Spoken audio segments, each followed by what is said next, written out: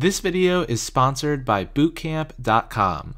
Check it out for INBDE prep and use coupon code MENTALDENTAL for 10% off. Hey everyone, Dr. Ryan here, coming to you from the beautiful Carolinas, and today's topic is going to be making rest a priority. Guys, if you like the content, please like this video, subscribe to the channel if you haven't already, and share it with your friends.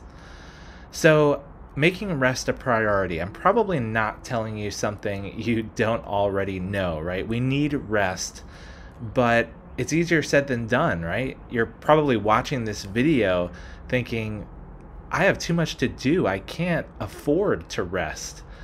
But I'm going to tell you, you actually can't afford not to rest. And that's why I came up with this acronym to help keep you reminded of the importance of rest and how to keep it a priority. And the acronym is simply the 4 letters of the word rest, R-E-S and T. So the R stands for recover. And one of the most important things that we can do to allow our bodies to recover is to get proper sleep at night. And the research shows about 7 to 8 hours is the minimum amount of time that you need to be spending sleeping. Now, if you can't sleep through the night or you're not getting those 7 to 8 hours, then napping is also something that can help. So if you have to, you can power nap for about 15 to 45 minutes at a time. That's the recommended amount of time for that. And I would recommend doing it in the morning or the early afternoon. If you nap too late, it can actually mess up your sleep schedule, but if you time it just right, it can really help improve memory and reduce fatigue for the rest of that day and also the days to come. So I know it's different for everybody in terms of your sleep routine, but for me, if I don't get at least 7.5 hours, I can tell the next day.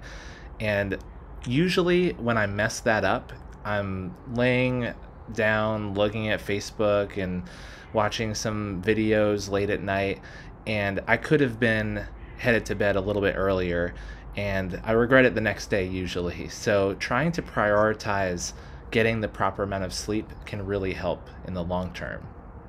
Also, for recovery, reading has been shown to be really helpful. 15 to 30 minutes a day of reading actually supports mental health. Listening to music that you enjoy can be helpful as well, especially if it's relaxing music. And then another thing is fasting. And I'm not talking about not eating regularly, but what I am talking about is abstaining from certain things like junk food and sugar that is not so good for your body. So abstaining from those things for a time, in that sense fasting, can help your body to naturally recover. And then the last thing that I'll say about this section is taking like a cold shower or a hot bath can also be really great for your rest. Kind of depends on the mood that you're in, but a cold shower or a hot bath can also help you recover. So that's it for the R. The E stands for enjoy nature. And this is one of my favorites. It's what I'm doing right now, especially when the weather is nice. I definitely recommend spending some time outside, sitting on your front porch, maybe setting up a picnic blanket outside in your backyard, or going to a park.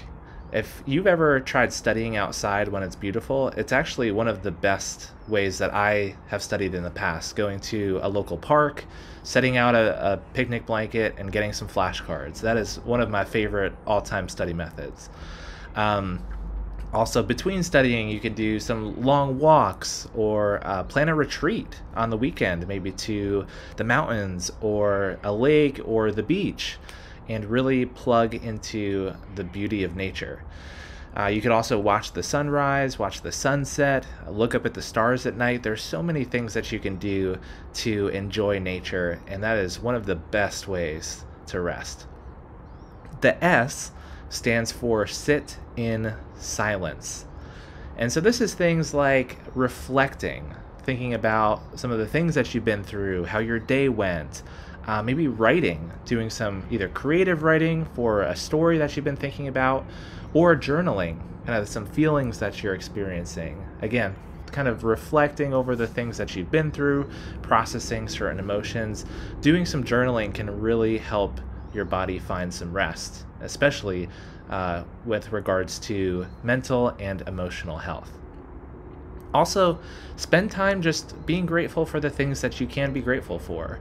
And that might be easier in certain seasons of life than others, but usually there's always something we can be grateful for, even if it's just the breath in our lungs. And lastly, T stands for touch base. And so for this one, I'm kind of talking about plugging into those positive relationships in your life, reaching out to people who have that positive influence. And it might be people that you haven't talked to in a long time.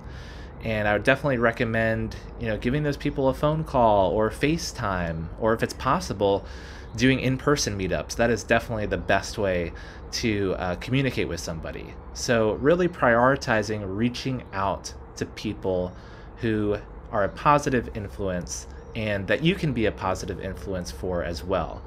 And lastly, if you practice a religion, I find spending time in worship is just a wonderful way to find rest as well. So that's it. That's the acronym. R is recover, E is enjoy nature, S is sit in silence, and T is touch base. So that's it for this video, guys. I really hope you enjoyed it.